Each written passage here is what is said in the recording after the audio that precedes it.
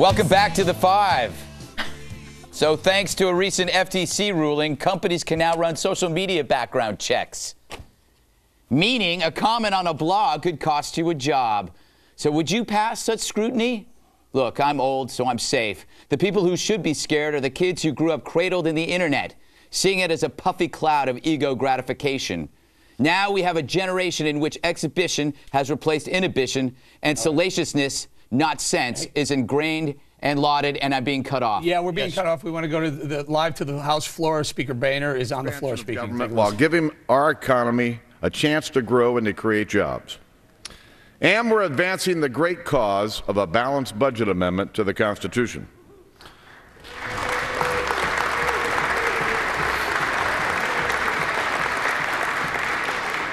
What this bill now says is that before the president can request an additional increase in the debt limit, two things have to happen.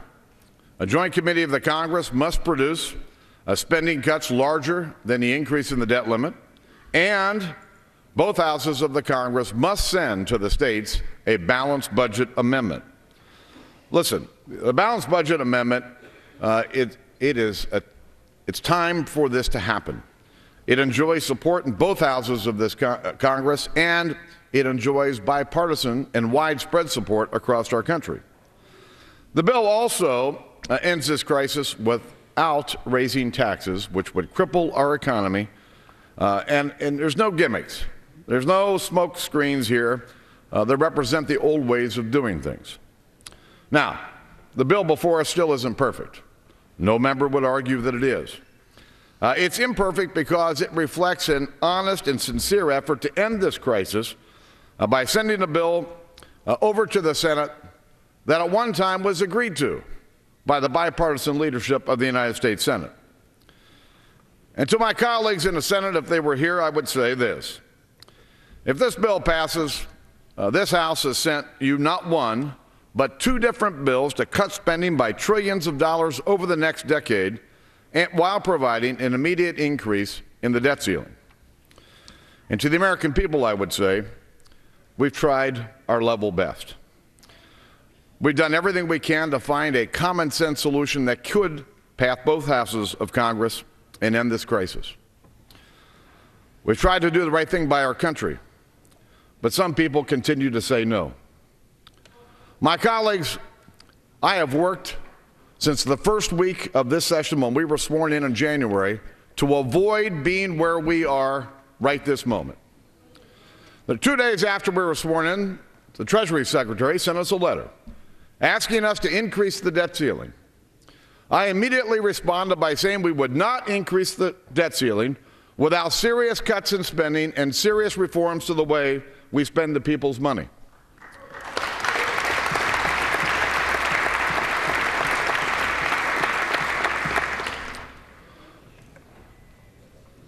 We've passed a budget.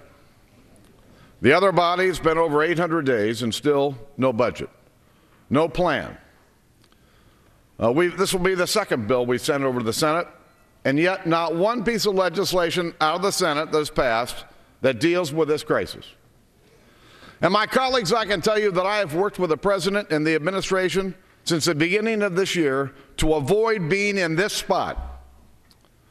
I have offered ideas. I've negotiated. Not one time did the administration ever put any plan on the table. All they would do was criticize what I put out there. I stuck my neck out a mile to try to get an agreement with the President of the United States. I stuck my neck out a mile. And I put revenues on the table in order to try to come to an agreement to avert us being where we are. But a lot of people in this town can never say yes. A lot of people can never say yes. This House has acted, and it is time for the administration and time for our colleagues across the aisle. Put something on the table. Tell us where you are.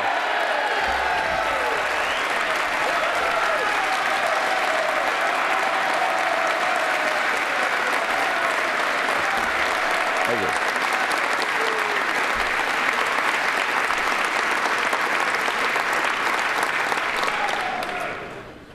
And yes, people can be critical of what we've done, but where are the other ideas? At this point in time, the House is going to act, and we're going to act again. But it is time for our colleagues across the aisle to tell us what they're for. Tell us how we can end this crisis. You know, Ronald Reagan has been quoted throughout this debate over the last few weeks. And Ronald Reagan would probably be flattered, I'm sure, if he were here. But Ronald Reagan on his desk had a little placard, and that little placard was real simple. It said, "It can be done." I have a replica of that placard on my desk. And let me tell you, members of this House, it can be done. It must be done, and it will be done if we have the courage to do the right thing.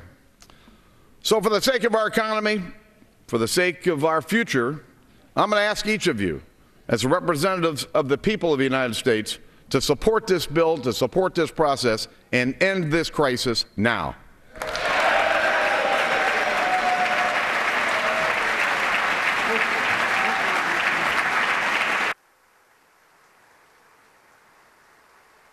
Are we back? We're back now. Okay, so let's just summarize very quickly. This is the Boehner bill that has the balanced budget amendment added to it. So Mr. Boehner, I guess he believes it's now time that he has the votes that this can pass. And a couple of quotes, he said, first of all, we should point out that you heard some hissing, some noises in the background. Apparently that was those were the Democrats who were hissing at some of the comments. And then you heard the Republicans clap very vehemently when he said for the Democrats to put something on the table. He said, now we've brought two bills. Now it's your turn to put something on the table. Bob, your thoughts? Here it is. Here are two bills. Now it's Democrats' turn. Well, he obviously bought off his recalcitrant Tea Party people with the balanced budget amendment. It will not survive. It will not be in a final bill. I understand why he did it. That's politics. But the idea that nobody's put anything on the table, and he stuck his neck out a mile when the President of the United States put something on the table that got himself in a lot of trouble with Democrats, is absolutely ridiculous, and I add my hiss to it when he says that. We're not sure what he put on the table.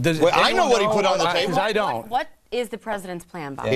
What he put on the table was changing the inflationary structure of Social Security, which saved hundreds of billions of dollars, increase the cost of Medicare eligibility, and to put means testing on Medicare. Now, Democrats almost rebelled. I mean, they were screaming about it, but he had the guts to do it. Work. You keep blaming the Tea Party, Bob. The reason that this president's mystery fantasy plan didn't work is because the Democrats, Nancy Pelosi, wouldn't go along with entitlement cuts. Excuse me. Mr. Boehner said in that thing, he said, I haven't put revenues on the table.